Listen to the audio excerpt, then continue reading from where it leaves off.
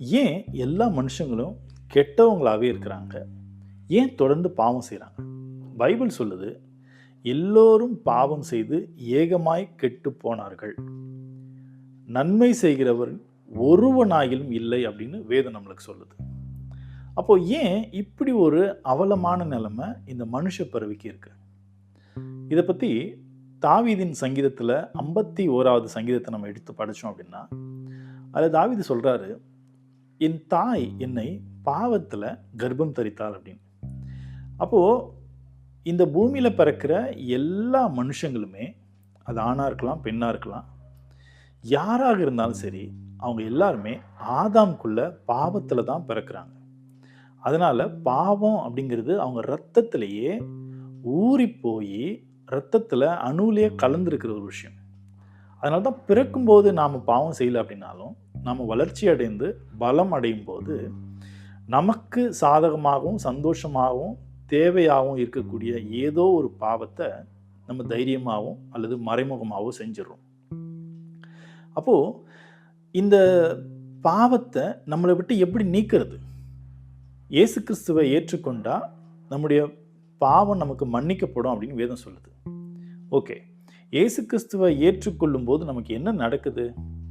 நாம இயேசு கிறிஸ்துவை ஏற்றுக்கொண்டு அவரை நம்முடைய இரட்சகரா நம்ப ஆரம்பிக்கும்போது, ஆதாமுக்குள்ள நாம பாவிகளா பிறந்து நாம செஞ்ச எல்லா பாவங்களும் நம்மளுக்கு மன்னிக்கப்படும். ஆனா நமக்குள்ள இருந்த பாவ சுபாவம் நம்மளை விட்டு நீக்கப்படுமா அப்படின்னு கேட்டிங்கன்னா, நம்மளை விட்டு அந்த பாவ சுபாவம் நீக்கப்படாது. அந்த பாவ சுபாவம் நமக்குள்ளேயே தான் இருக்கும். எப்படி? இது எப்படி புரிஞ்சுக்கலாம் பைபிள்ல இருந்து? ரோமர் எழுதின புஸ்தகம் 7வது அதிகாரம் 18வது வசனத்துல பவுல் சொல்லும்போது, என் மாம்சத்துல பாவம் குடிகொண்டிருக்குது, என் மாம்சத்துல அது இருக்குது அப்படிங்கிறார். நான் விரும்புகிற நல்லதை செய்ய முடியாம, நான் விரும்பாத ஒரு தீமையை நான் செய்கிறேன். எப்படி நான் அதை செய்கிறேன்னா, எனக்குள்ள இருக்கக்கூடிய பாவமே அதை செய்ய வைக்குது அப்படின்னு சொல்லி, இயேசு கிறிஸ்துவை ஏற்றுக்கொண்டு அவருக்கு முதன்மையான ஒரு சீஷனாகவும் அப்போஸ்தலனாகவும் அநேகருக்கு இயேசு கிறிஸ்துவை ஒரு இரட்சகரா வழி காட்டி கொடுத்த பவுல் தனக்குள்ள பாவம் இருக்கு அப்படின்னு சொல்றாரு. அப்போ இயேசு கிறிஸ்துவை ஏற்றுக்கொண்டு அவருக்குள்ள ஞானஸ்நானம் எடுத்து பரிசுத்த ஆவியை பெற்றுக்கொள்ளும் போது, இயேசு கிறிஸ்துவினுடைய ரத்தத்தினால கழுவப்படும் போது, ஒரு நபருக்குள்ள இருக்கக்கூடிய பாவ சுபாவம் வெளியில போயிருக்கணும் தானே. பாவ சுபாவம் நம்மளை விட்டு போகவே போகாது. நாம தான் பாவத்துக்கு எதிராக தொடர்ந்து போராடணும். அதுக்கு தான் நாம கிறிஸ்துக்குள்ள அழைக்கப்பட்டிருக்கிறோம். இதை பத்தி இன்னும் டீட்டெயிலான ஒரு வசனம் எபிரேயர் 12ஆம் அதிகாரம் 4ஆம் வசனத்துல பவுல் சொல்லுவார். அது என்ன அப்படின்னா, பாவத்துக்கு எதிராக போராடுவதுல ரத்தம் சிந்துற அளவுக்கு நீங்க இன்னும் என்ன பண்ணல, முன்னேறி வரல அப்படின்னு சொல்லுவார். அப்போ ஒருத்தர் பாவத்தை ஜெயிக்கணும் அப்படின்னா, அவர் எந்த அளவுக்கு போராடுறவரா மாறணும் அப்படின்னு கேட்டிங்கன்னா, ரத்தமே சிந்தலாம், அடிபடலாம், அவமானப்படலாம், கஷ்டப்படலாம், நொறுக்கப்படலாம். இந்த அளவுக்கு கூட போய் ஒருத்தர் என்ன பண்ணணும் அப்படின்னு கேட்டிங்கன்னா, பாவத்தை ஜெயிக்கிறதுக்கு போராடணும்.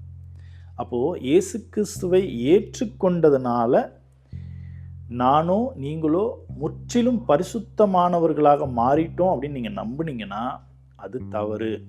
அப்படி யாராவது உங்களுக்கு போதிச்சிருந்தாங்கன்னா அந்த போதனை தவறு. அது வேதத்துல இல்லாத போதனை. வேதம் நமக்கு என்ன சொல்லுது? இயேசு கிறிஸ்துவை ஏற்றுக்கொண்டதுக்கு அப்புறம் அவரை முன்மாதிரியா வச்சுட்டு அவரை மாதிரியே நம்ம வாழணும். அப்படி வாழ்றதுக்கு நமக்கு பலன் கொடுக்கறதுக்கும் எது பாவம் எது பாவம் இல்லை, எது பாவம், அந்த பாவத்தை எப்படி கையாளணும், அதுலேருந்து எப்படி தப்பிக்கணும், அதுலேருந்து எப்படி விலகி இருக்கணும்னு நம்மளை எச்சரிக்கை பண்ணுறதுக்கு தான் பரிசுத்த ஆவி அப்படிங்கிற ஒரு வரத்தையும் தேவன் கொடுக்குறாரு. அப்போது இந்த பூமியில் இருக்கிற எல்லாரும் எப்போ தான் பாவம் இல்லாதவர்களாக மாறுவாங்க? இந்த கேள்விக்கு நீங்கள் விட தெரிஞ்சுக்கணும் அப்படின்னு ஆசைப்பட்டீங்கன்னா, சின் அல்லது பாவம் அப்படின்னு ஒரு கமெண்ட் போடுங்க. அடுத்த வீடியோவில் நாம் அதை டீட்டெயிலாக பார்க்கலாம்.